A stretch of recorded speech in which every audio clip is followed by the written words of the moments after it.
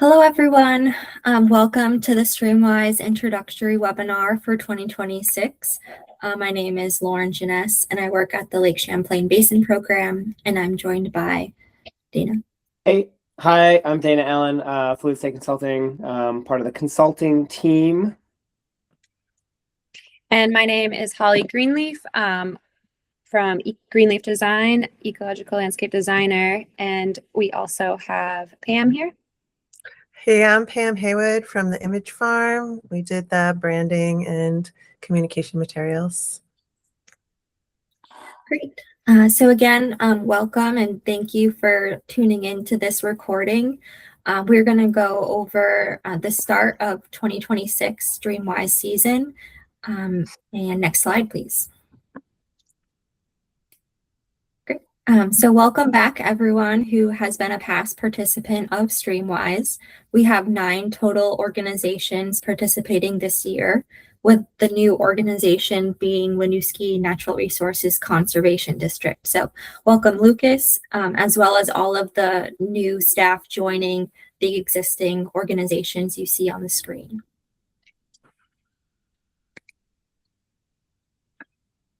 On the screen now, you'll see an overview of Streamwise since the pilot year in 2022 with 2 organizations. You'll see each year we've grown a bit and then as well as studied out in 2025 and 2026. We're getting a sense of how many assessments are taking place in a given year. Last year, we had 11 organizations with 28 trained assessors who completed 62 assessments across the watershed and gave out 33 awards. On the right side of the screen, you'll see the current Streamwise award map. That's also available, linked through the Streamwise Champlain website.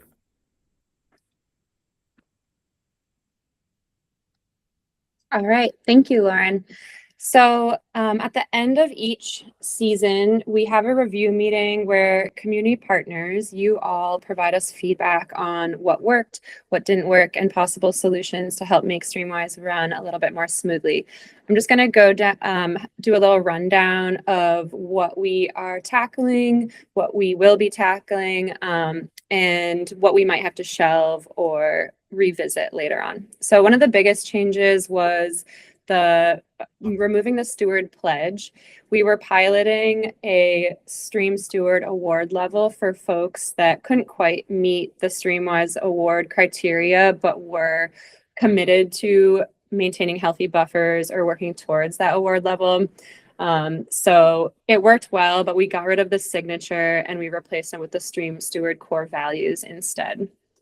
And I'll talk a little bit more about that in a bit. So all that updated guidance is in the assessment protocol, which is required reading and has a lot of good information for the whole Streamwise process, how to conduct assessments. We heard you on the report template, and we did what we could to shorten and reorganize it. So all the solutions pages that were optional at the end of the template have now been moved to PDFs on the website, and those will be linked at the end of the report template. So it condenses it down, not quite to below 10 pages, but we're at 15 to 18 pages, so much shorter than before. With the field form, we have updated that to create more room for notes on the PDF versions that you can print out and take out with you into the field. And then also updated all these changes in the assessment protocol. So Dana has been hard at work updating survey 1, 2, 3 to clean it up a little bit more, and also change kind of the back end for each partner organization, how you log in, share records, and also edit in the back end, both from the app interface as well as the database. We also removed some things for more flow, added a couple things that were requested. There's been some changes to the website, some additional resources and reorganization on those further resources and BMPs for assessors. Our graphic design team has been hard at work on updating outreach materials for piloting potentially some buffer markers to use out in the field this year, utilizing the steward sticker more widespread, and potentially also these buffer in progress flags. We also have a operation and maintenance agreement for plantings for Streamwise, so that landowners can know the expectations for themselves when signing up for a planting and agreeing to maintain it. And then we don't have a whole lot of new materials, but we wanted to provide a little bit more guidance on how to use existing materials for events and landowner welcome kits. Social media is going to pretty much be the same. We're exploring potentially uploading some more post templates to Pixio for partners to use. And then for trainings, our online trainings today, we will go a little bit more into our evaluation criteria review. Branding and comms is training on existing and new materials and recommended outreach strategies. The desktop assessment training will also include a little bit more overview of how to use Survey 123. Dana will go over that a little bit more today. Our field training scheduled for Waterbury, Vermont, and Fairfax, Vermont, with a little bit more guidance on site visit best practices and use of outreach materials. And then our ongoing partner support that we can provide to you throughout the season, as well as taking photos and Pixio. I'll get into that a little bit more in a bit. So you are not left to the wolves after your field trainings. We're here to support you throughout the season. We have this feedback form up on the assessor's web page, and this is for more kind of like general feedback on overall program structure or materials. And then for more immediate feedback or support, you can email us. So always CC Lauren, our project officer, and then it's always best to include both Dana and I for questions relating to assessments, Atlas, app, all that good stuff. We're going to be piloting some monthly Streamwise meetings at different days and times to go a little bit more in depth with discussion if that is of need. Okay, so to zoom out a little bit, I'm going to provide a little bit of background on what is Streamwise, what's our driving force here. The mission statement being to inform and incentivize communities within the Lake Champlain Basin to engage in activities that enhance and protect water quality, aquatic and riparian habitat, and increase flood resiliency. It's a voluntary award program. We're targeting residential properties, and we're leveraging social marketing using social media. We've also, built out our print media and events toolkit for tabling in person to reach people. So it's both an awareness campaign and a technical assistance resource for landowners. This is a flowchart from the assessment protocol outlining that process of recruiting people, going through the site assessment process, and then hopefully leading to more Streamwise stewards and Streamwise awards. So our guiding principles are based on social marketing research on what encourages environmental behavior change. So consistent messaging and brand that describes specific actions and the effect of that action. And we work to make that messaging really accessible and friendly. So not using too technical or jargony terms so as to make people feel excluded. And we really encourage this stream community concept of that we're all in this together to promote connection and encouragement. We have 8 steps for streams and other solutions pages from the report outlining best management practices in as straightforward language as possible, such as simple things like wider buffers are better, but any buffer is better than none. And then the research finding that seeing other people take action and be recognized or awarded for it is very encouraging. So posting the Streamwise award where visible on the road or in the stream, near the stream, and then local events at related, tabling at related events and our digital print media. The Streamwise core values statement reminding of our commitments, and then the Streamwise steward level to help build community. So the reasoning, stream bank erosion accounts for about 18% of the annual phosphorus load to Lake Champlain. And so this is why naturally vegetated stream buffers are so important for protecting water quality. And as we have seen in recent years with some extreme flooding events, such as in July 2023, where 50% of the annual total maximum daily load of phosphorus entered Lake Champlain in 1 week, from floodwaters washing over towns and farm fields and eroding and depositing a lot of sediment with it. So the more we can slow down that process with vegetated, stabilized stream banks, the better. Also, a lack of consistent regulatory protections for riparian buffers across the basin, and a gap in restoration resources for small private parcels. Going after the success of the Lakewise program and then leveraging existing programs. So that is you out there in the community talking with folks across the Lake Champlain Basin. You are the butter to our bread, or maybe the bread and butter. So you are already out there building trust and community amongst stream neighbors and acting as a bridge to funding and project resources. We're looking at all the wide range of rural, suburban to urban owners on mostly private parcels, but also some public land as well. So I'm going to get into a little bit more on the evaluation criteria, or what we are trying to create and what that evaluation criteria is modeled after. So what are the goals? Both physical on the ground is a 50-foot wide minimum buffer, or 15-meter. In some cases, a little bit, if there's not room for that, it can go a little bit less, but ideally a multi-tiered, mostly native plant community that is undisturbed, so leaving woody debris, duff, understory, with minimal development, 10% or less within that buffer area. All pathways and roads are hydrologically disconnected, and all stormwater is managed in the upland area. So avoiding concentrated and channelized flows entering the buffer or bypassing the buffer. It's also about creating a stream community, and so helping to encourage people. Some of these challenges are very hard to find. There may not be some good solutions in some situations. And so we really try to focus on what landowners can do and recognize what they're already doing to help promote action. We also want to balance that out with maintaining a high integrity for what a Streamwise award buffer looks like. And so when someone sees that award sign, they can relate that buffer to a very healthy buffer that we want to replicate across the basin.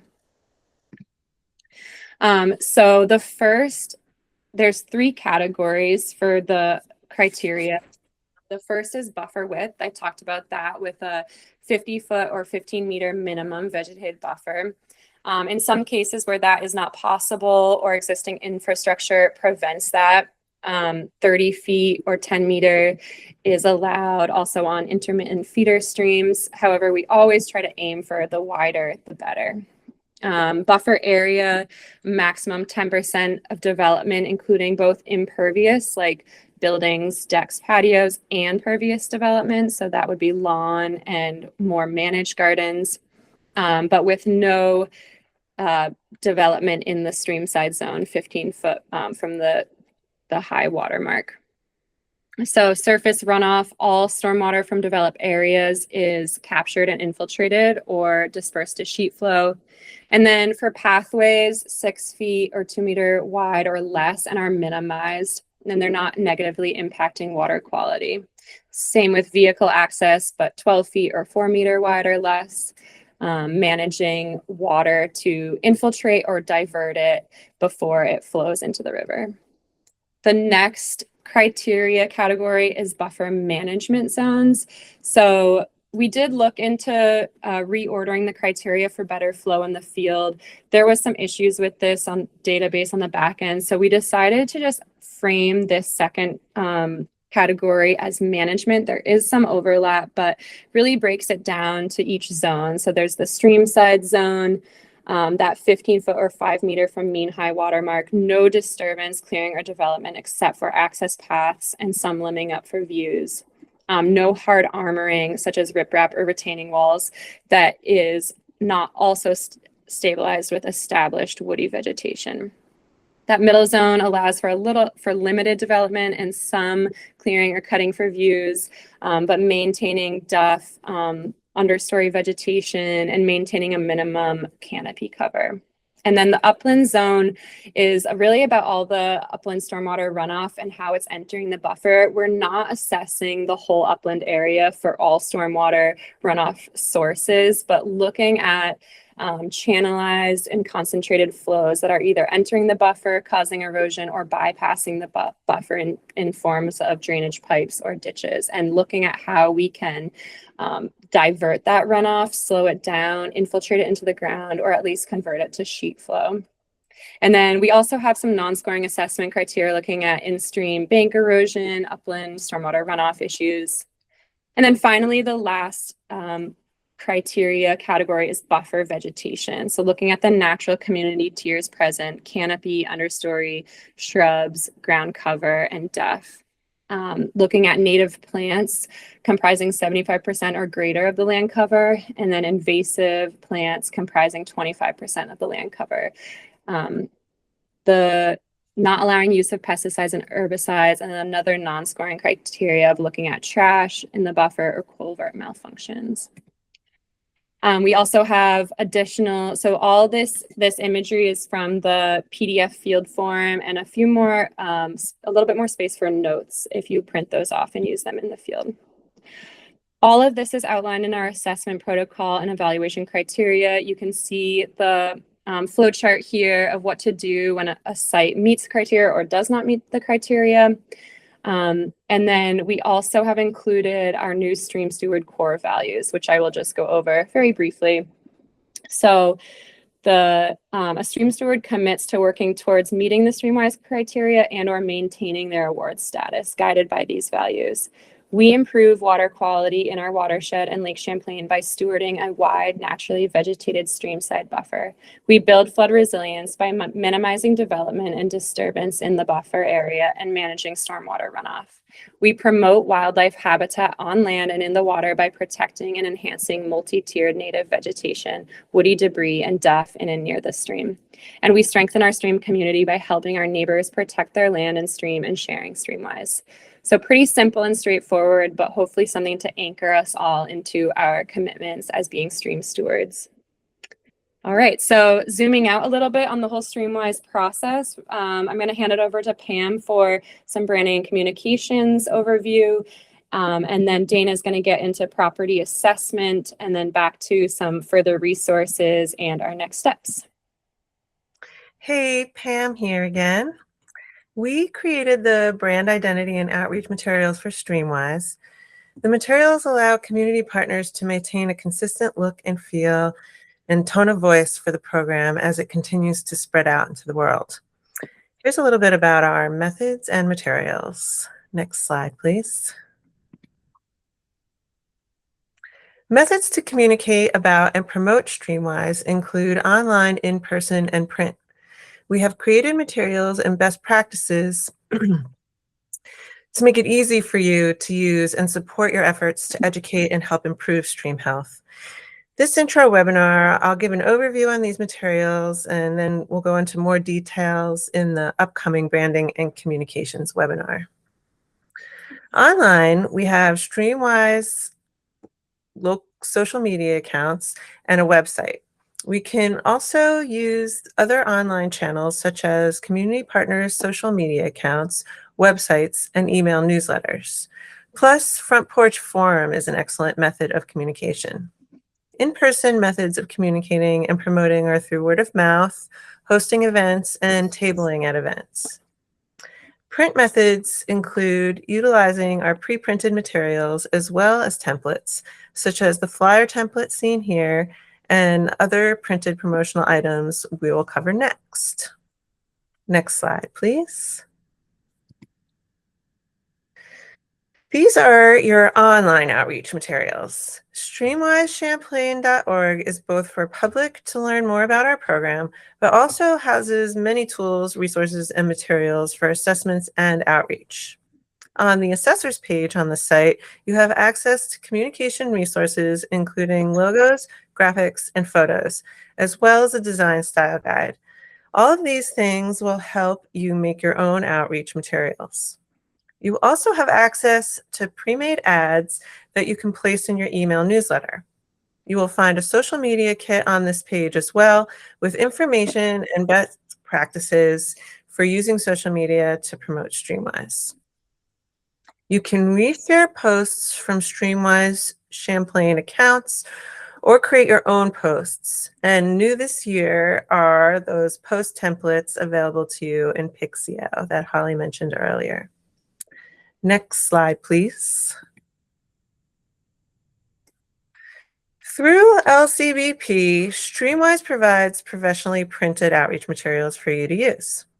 These print materials include a rack card, postcard, and information sheet.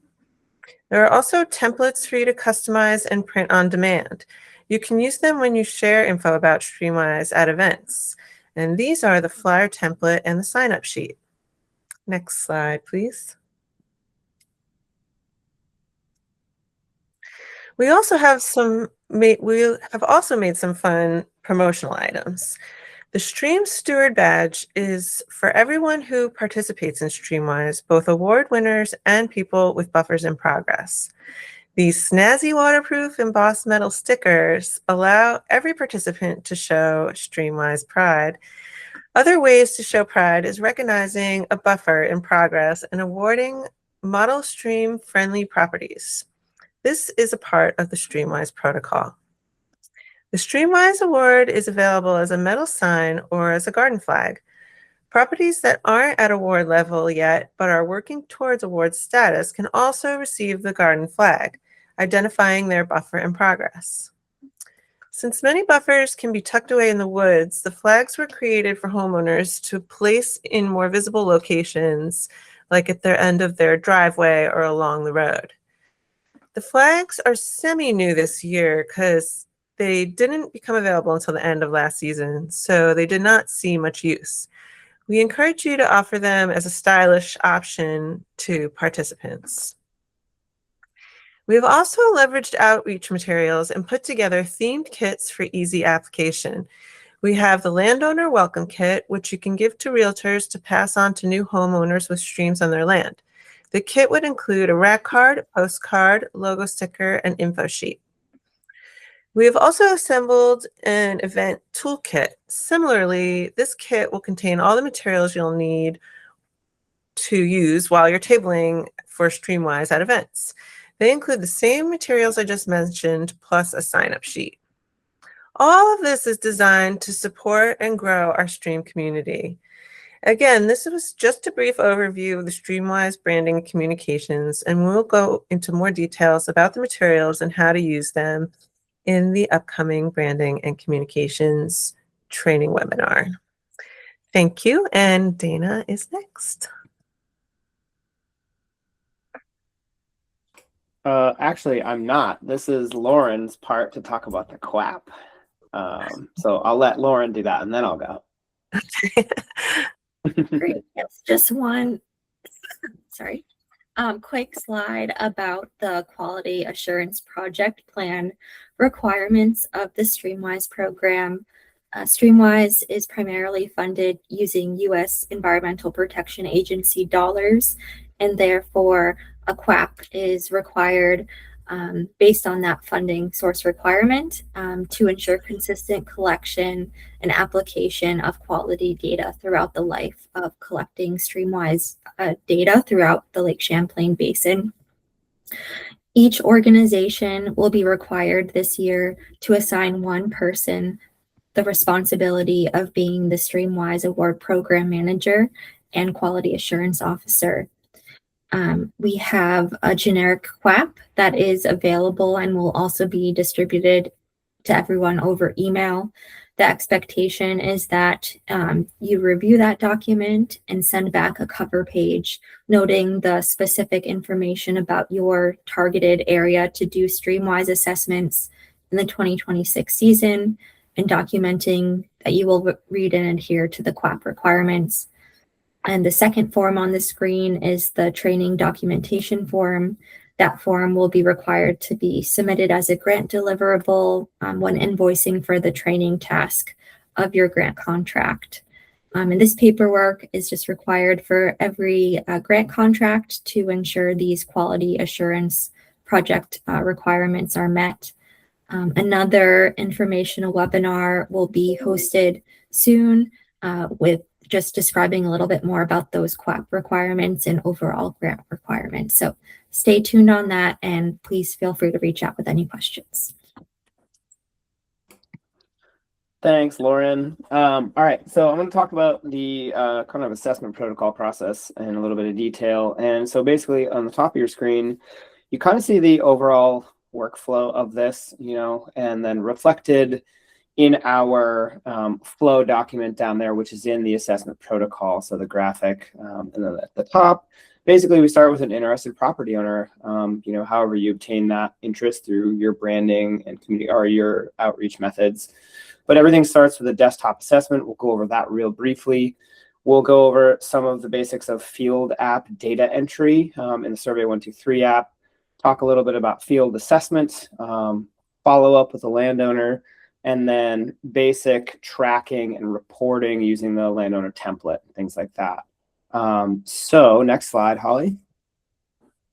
The assessment protocol is really the backbone of this whole thing. We did put a lot of time into this document when we initially developed the field or the Streamwise basis. And so we really do encourage you to check this out. It's a good thing to refresh yourself on every season, even if you have already been doing Streamwise assessments. I think it helps with some basic questions, clarify some things here and there. And if you're new to Streamwise, it's definitely, required reading as far as, really understanding what's happening. So as we go over these, we do these webinars throughout the course of the spring. They'll be great training, and this is really also something that you need to go over as well. So just wanted to stress that really does help you guys when you're doing these assessments. Next slide. So the desktop assessment starts with the Streamwise Atlas, and this is a tool that we put together that spans the basin and that covers pretty much all of the information that you need to use to do the desktop assessment. The desktop assessment is not a requirement per se of the landowner. The desktop assessment is super important for you as the assessor to understand the context of your property. Are there wetlands on site? Are there floodplains? When you're trying to assess canopy cover and buffer coverage, this is really your first step. It doesn't replace the field assessment by any means, but this is really where you need to start. There are desktop assessment tutorial videos on the assessor's page of Streamwise Champlain. And so definitely take a look at those. We've split those up into basic tools and then Vermont, New York, and Quebec specific tutorials. Tried to make them as short and painless as possible. I always recommend that if you've done them in the past, watch them again. Maybe watch them at 1.5x speed to get through them quicker. But they are really worth watching. And Holly, click the little slide advance. We got an animation. Really proud of this one. We put a 50-foot buffer reference layer around all of the tributaries and the main rivers and things like that. That's new this year. That actually really helps you when you're doing these assessments by giving you a constant visual reference layer for what 50 feet is from the edge of these river and stream polygons. It's not always perfect. It doesn't go from ordinary high water mark, things like that. So grain of salt, but it does make the desktop assessment much easier. And so we'll go over that in training, but just wanted to signal that. So that's something new for this year. Next slide. So once we've done the desktop assessment stuff, or while we're doing the desktop assessment stuff, you're going to want to be entering data into the Survey 123 app. And that is changing slightly this year. We are asking you now to sign in with your ArcGIS online account if you have one. Nonprofits can usually obtain one fairly economically. And it is kind of worth having in general. If not, we do have a generic Streamwise login that Lake Champlain Basin Program can provide. And the reason that we're doing that is just to make it a little bit easier for you all to sort your records, by the submitter, so your ArcGIS Online name. So that's going to be something new for this year. We've updated the tutorials and the standard operating procedures for that. The other thing that we did, I'm sorry, we'll go into that, but you still can't share records across devices. We know that this is an issue for you when someone starts a record on one device and wants to use it on another. It's not something we can overcome, unfortunately, with Esri's software limitations. So we're very disappointed in Esri, but unfortunately that's the way it is. So it's not that we're not working on it, it's just that we can't fix it. So apologies for that. But next slide. We have made some changes to the app.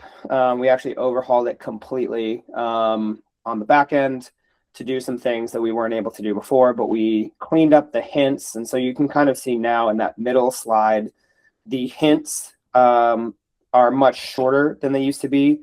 This basically makes the app a little bit more streamlined. So we heard you during the review meeting, let's make the app a little bit more streamlined. We didn't take away criteria. We did take away a lot of the wording and things like that around it. And we took some of the images out of the app. And also, when you save a draft, you now actually have a legible, intelligible record title. So the name and the name of the organization that evaluated it. So it just helps you keep track of your drafts as far as like what you assessed and where. So next slide. Kind of following up on that, we also heard you last year that maybe you wanted some more space on your field assessment forms for notes. So we created essentially what you see on the side of your screen there, just all of those reminder image graphics for width, zones, and vegetation. And then we took them out of the individual field forms, left you some space for notes. We did keep the hints on the field forms as they were. So you still have a lot of good cues there. But again, just trying to streamline things for you as much as possible. Next slide. And so that feeds into the app. We still have the same categories: buffer width, zones, and vegetation. This is actually, these are screen grabs from the old survey, I think, so you'll see more hints here. But really the reminder here is that we really want you to use those photos. So when there's a cue to take a photo, we really like it when you do take photos. This gives us stuff to use in outreach materials. It also gives you a lot of good information to use in your reports. So if you want to illustrate something for the homeowner, that's really important there. So next slide. And so then once you've done your assessment, essentially we've got some follow-up steps, right? We have this report template, which you see in the middle there. We've revised that so that there are fewer layouts for maps and for things like opportunities and solutions. So we've kept our criteria review primarily the same. As has been mentioned before, Holly talked about this, the Stream Steward core values has replaced that pledge. And so that kind of dictates, when you follow up with these landowners and they commit to these core values, again, not a signature, just a verbal commitment. Yeah, we commit to these values if they've gotten an award or if they've gotten a report that says they need to do some follow-up, right? The property needs some uplift to potentially progress to an award or just to keep working on it. We wanted to recognize the fact that people will keep working on their properties even if they may never be able to achieve full award status. We still want that uplift. We still want them to feel engaged. So that's how the core values kind of accomplishes this. And we do have that buffer in progress flag. So when someone commits to these core values, that's something that we're asking you to give out to them, as well as that cool sticker. And otherwise, if they get an award, then the award sign stays the same. We do have award flags as well. So you have both options there. But just wanted to point out these like minor changes in the landowner follow-up. And then next slide. We've got our next steps document. So, again, we have these markers for essential pages and things like that. We made some minor changes here, but really the coolest thing is our next one, where we used to have all of our solutions page layouts in the PowerPoint for you to essentially delete the ones you didn't need and keep the ones that you did. And there was some feedback that this made for a very long document, that it was a very large document, that it was somewhat intimidating for the homeowners or the property owners to receive. And so what we did is we essentially created these thumbnail images with hyperlinks to all of those solutions pages. So now you can basically drag one of those little thumbnails from the green area onto that solutions page. They'll fit right into those boxes in the grid. If you need to make more than one page, you can just duplicate it, continue the process. But if you click the button, it actually takes you out to those solutions pages. And so this is a little bit easier for the owners to essentially get a summary of their property and then just see these thumbnail solutions, and then they can go and get those solutions. If you have someone who maybe isn't comfortable with that or needs help with that, you still have access to those solutions pages that you can either send them the individual PDFs, or you can print them out and send them if that's where they're at as far as receiving the documentation. But again, just trying to make things a little bit quicker and shorter overall for you and for the homeowners. So that more or less sums up all of the little changes in the overview for this process. And I think I'm turning it back over to you, Holly, for BMPs and other resources. Yeah, thank you, Dana. Okay, so I'm just gonna quickly go over the website and some updates on further resources. So looking at some website changes to come potentially. So we're looking at the reorganizing some stuff, moving a few things to different pages between the About page, the Owners page, and the Assessors page. And also adding all those solutions pages from the report template into the Owners page. You can see here the tools for property owners includes stream management guides. That's staying the same. We are going to move the more technical stuff on invasive species, native species, and the removing the DIY tech assistance just because there's too much overlap with the new solutions pages. So moving some of that stuff over to the assessors page and making this more accessible and easy to understand for property owners. So the owner's web page will have the 8 steps for streams and all those PDF solutions pages linked. Assessors page is, of course, our home base for everything Streamwise, including all the tutorials. So this training will go up onto a recorded webinar on your assessors page. Pam also already talked about all the resources that are available to you there, your media kit, further resources, recommendations, and then Pixio, which is a great resource and not only has photos from the field app. So at the end of every season, we look through all the photos you take in the field and upload many of them to Pixio, ones that where landowners gave photo permission. And if you don't take photos in the app, if you have issues with that, then, or you just happen to take them on your phone, please email those to us too if you have some good ones. It's great to add here to kind of have a whole database of great photos that you can also use for your outreach materials. Not only does it have photos though, but it has all the logo files, all the print materials, the postcard, rack card, Streamwise award, digital file, things that you can use in your newsletters and posters and things like that. So I'm going to hand it back over to Dana to talk about our next steps for the 2026 season. Thanks, Holly. Yeah, so today was the intro webinar. So again, we're doing this on the 18th of March, but essentially we're recording it and posting it to the website for you to view later.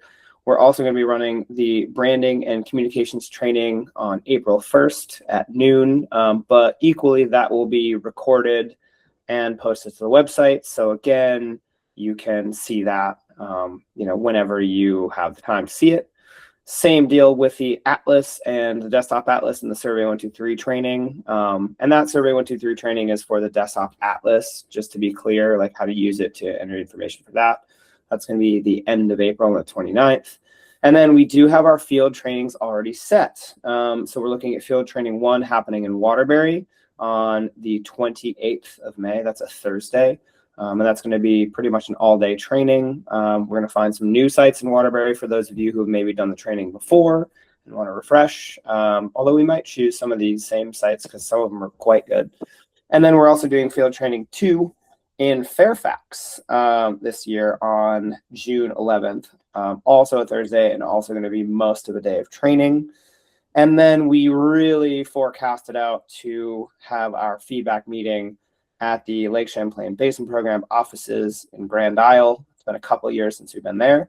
And that's going to be on November 12th. So again, a Thursday, and probably most of a day meeting as it has been in the past. So just wanted to outline everyone for what was coming in the 2026 season. Next slide. Oh, double animation. Yeah, I don't know. Yeah, who knows? But anyway, that wraps up our intro webinar for today. Again, wanted to provide this overview. We really thank you for being community partners in this project. I realize it says questions here, but if you watch this and you do have questions, we do have the new listserv that you can use to communicate with your other community partner peers, or you can email us directly.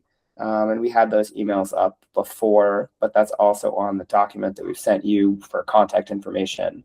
So use any of those means to get in touch with us. And yeah, I guess just on the behalf of the consulting team, I'll say thank you for attending. So.